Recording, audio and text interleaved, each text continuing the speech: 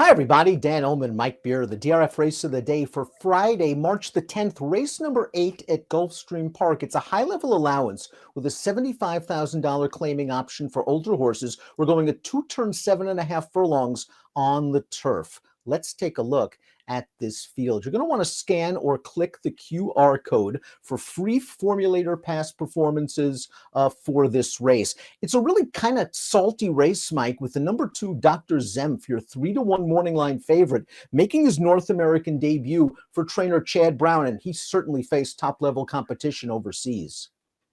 Yeah, that's a little bit of a feather in his cap that he does ship over, and he faces a pretty solid field here in his stateside debut. But he showed the class and I think the talent overseas to be pretty tough in this spot if he's ready.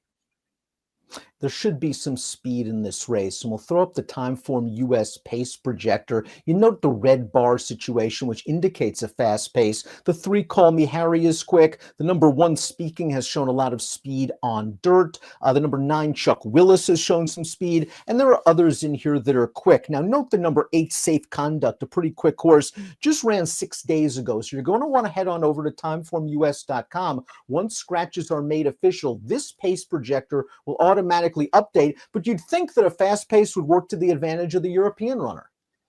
You would think that, Dan. I think there is a real chance that things get heated up front too, because I agree that all 3 of the horses that the pace projector has up front could show speed. The 10 could certainly show speed, made the lead in his most recent start. And even the 8 Safe Conduct, if he does decide to wheel back on short rest here, he's a pretty fast horse early too. A lot of these horses have quality, and we'll start things off with the number 1 Speaking. This is a New Jersey bred who is a stakes winner on dirt, making his turf debut. He's by Mr. Speaker, only 4% winners with first-time turf runners. The dam has foaled 7 prior turf runners. None have won, so there's not a lot of grass close up in this family.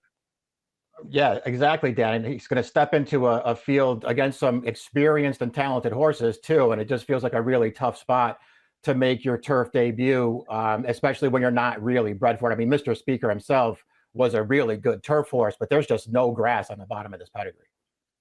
The number 2 is Dr. Zempf, going out for Chad Brown. He's returning off an August layoff, making his first start in this country, his first start as a gelding, and his first start with Lasix. He's a group winner overseas, so he's legit. And last time out, what chance did he really have in the City of York Stakes? A, he jumped up at the break and must have cost himself 2 to 3 lengths. And B, he was in against the likes of Kinross, who came back to win 3 group stakes, 2 of them Group 1s, and then ran 3rd in the Breeders' Cup Mile. Exactly. Doesn't need, he gets a pass for the last one, whether you thought he was going to be competitive or not, despite the trouble. And he doesn't need a pass for anything else that he did over there. Dan, his form was really good. He was very promising as a 2-year-old. He came back last year, won a Group 3, and he was really impressive. If you haven't seen that race at Leopardstown in June, I mean, he just crushed that field off of a really good trip. He looks like he has a good amount of talent. This is a good spot for him. And of course, the course at Leopardstown is a left-handed course, similar somewhat to what you'll see in North America. And he really seemed to like that course. Is the distance a little bit of a question mark? Going 7.5 is kind of a route race here around 2 turns, and he's more bred to sprint. He's run very well at 7, obviously. Yeah, I mean, I think his ability over 7 furlongs probably translates pretty well, at least at this distance. I mean, the longer they go with him, maybe you want to start worrying about it, but I wouldn't worry about him getting this far. Trainer Michael Maker sends out the number 3, Call Me Harry, a horse that's going to get blinkers yet again. Last time out, he was sort of up close in his first race off the layoff. He didn't fire on home. He took some money that race. Maybe he just needed the start. I'm going to need to see a little bit more. Yeah, I agree that you could give him the excuse there. Dan, off of a short layoff there was his first start for Maker, and they just didn't get aggressive with him early in that race. You can just see towards the end of last year when they finally stretched him out on turf, and they never really went long with him in his earlier races. But once they stretched him out last summer at Saratoga, he was pretty good, and he was doing it on the early lead. Last time, they didn't even try to make the lead with him. They let him sort of make a mild 3-wide run around the turn, and he didn't finish very well. But it did kind of feel like maybe that was a little bit of a prep. Call Me Harry finished a length ahead of the number 4, Hot Blooded, in that race. Hot Blooded sort of saved ground. The pace wasn't very fast, and he's at least the kind of horse that likes to sit back and make one run. So while he'll need a trip in this bulky field, the setup will be there, the price will be there, and he's got a little bit of back class, a stakes winner at Gulfstream as a 2-year-old. Yeah, he does. He's got races that will put him squarely in the mix here, and he might be able to work out at least a little bit of a better trip here, Dan. I think anybody can just go back and watch that most recent start of his there. Several of these horses were in that field. He was in a good spot under Junior all the way around the track until they got into the top of the stretch there. And then he just got totally blocked with nowhere to go while other horses got clean runs. I mean, he didn't really run on at the end, which I thought was a little bit disappointing. So maybe it's a little bit hard to tell how much it cost him, but this horse was totally blocked in the upper stretch. And he has some races in the past, as Mike mentioned, that would make him competitive with this group, and the pace setup should be fine. The most accomplished horse in this race by far is up next. That's the number 5, Diamond Oops. He's a millionaire. He's a graded stakes winner on dirt. He's a graded stakes winner on turf. There are a couple of issues, however. When he was at his best form, he was at his best going a little bit shorter, and he's not in his best form right now, or so it appears. That was my only issue with him too. He's got all the class in the world. He's a really good horse, or at least he was back in the day. And it kind of feels like maybe he's not really that horse anymore. Dan, they came back off of the layoff a couple of months ago here, going the mile on this turf course, and he just didn't really fire any kind of a shot there. It was pretty disappointing.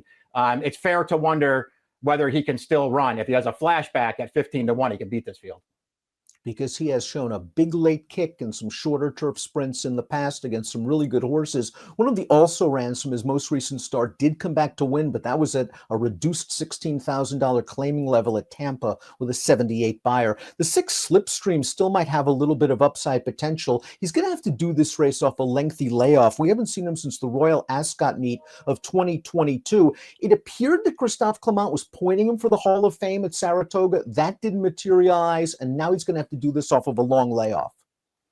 Yeah, we'll see how he comes back and whether he's going to be as effective, as a, two-turn kind of horse as he is as a shorter horse. I feel like he can get this distance, Dan. And so we'll see how ready he is off the layoff. I just think this horse has a lot of ability. Unfortunately for him, he didn't really get to do anything as a 3-year-old, probably an ill-advised move by them to go over to Ascot with him because nothing happened after that. But this horse was quite good as a 2-year-old. And when they stretched him out at the Breeders' Cup, didn't run poorly at all. Didn't run poorly at all. I think he can get 7.5 around 2 turns. He's going to get Lasix for the first time. He obviously faced a good field at Royal Ascot. The 3rd place finisher came back to win a Group 3. Starting over is the number 7, and they picked a tough spot for this horse's seasonal debut at Tampa Bay. It was a graded stakes race won by Emmanuel, who came right back to win the Canadian Turf last week with a 96 buyer speed figure.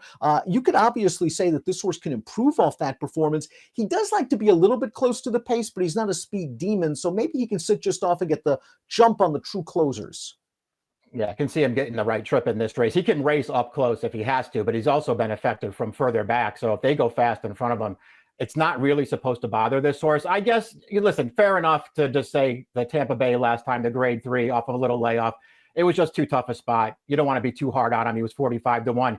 Boy, did he get a great trip in that race, though. And he just didn't really do any running. I guess this is a better spot, Dan, but I couldn't talk myself into him. The number 8, Safe Conduct, is a Canadian Classic winner. He won the first jewel of their Triple Crown, the prestigious Queen's Plate, going 1.25 miles on the synthetic back in 2021. He had an okay season last year, graded stakes place, but he just ran 6 days ago in the Canadian Turf, set the pace, tired. If he runs back in this race, I don't mind him turning back, even though he's done well at longer distances, but he's going to catch a lot of other speed. I didn't like that about him either.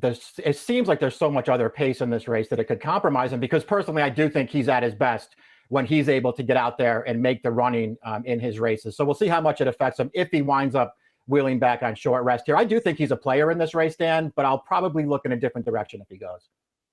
One of the speeds that's somewhat interesting is the number 9, Chuck Willis. This is a horse dropping in for the 75,000 after running in a sharp 5/8 of a mile sprint at Gulfstream, and he was part of a very fast pace that day. The 4th place horse came back to run second in a grade 3 with a 92 buyer.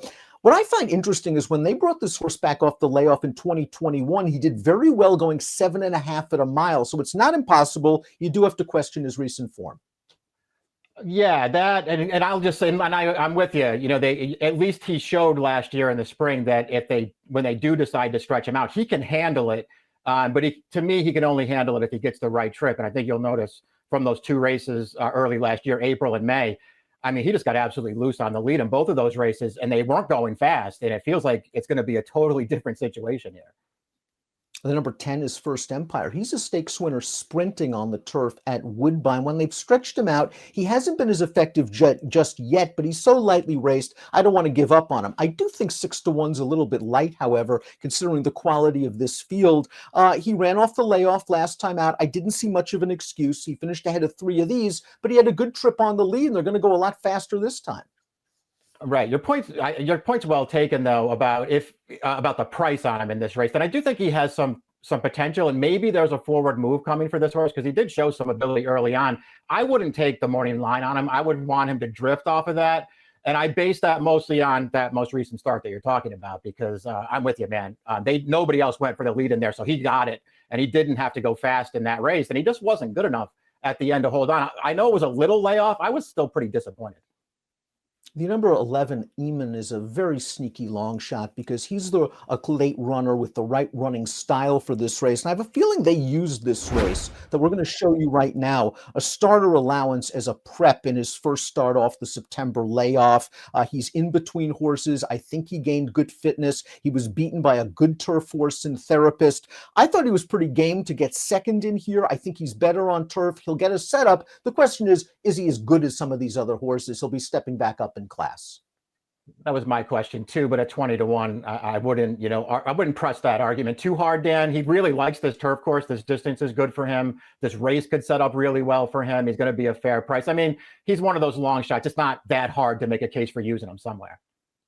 The 12 is Sky's Not Falling. He's a stakes winner sprinting on the turf. He won the restricted Maryland Million Turf Sprint, and he successfully stretched out around 2 turns in his first start at Gulfstream. His last 2 races, however, haven't been as good. And what bothers me is he hasn't been good from the gate at all in several of his starts. I don't think he can afford a misstep here. He's more of a mid-pack player, and I'm worried about the distance if he doesn't get the ideal setup. Me too. I was more worried about the distance than anything else. I know that he's shown that he can get it at times. I wonder if he gets the right kind of trip in this race, though, Dan, from the far outside post. And he was just bad last time. He was in that same race with several of these other horses, and he just didn't run well. Before we get to our top selections, please click the subscribe button on the Daily Racing Form YouTube channel for the latest DRF videos. Top pick time for our Friday race of the day. Dr. Zempf ran against really good competition. He classes up very well with this field. I think he's going to get some pace to set him up. How low do you go, though, on the tote? Something tells me he's going to be hit pretty hard. Yeah, I think he's going to be the favorite in this race. And I'm not, dying to bet this horse at a short price. Then I just feel like it's a really good spot for him. And I just thought more than anything else, most of the other horses, they kind of all look the same. They're a little tougher to separate for me. If I was going to play against Dr. Zempf, I would do it with somebody at a price. To me, that price would be the number 4, Hot Blooded, who just didn't get a great trip last time. 2-4-6-8 for Mike, 2-9-8-10 for me. We'll see if Dr. Zempf can transfer his good European form to the U.S. in his first start for Chad Brown.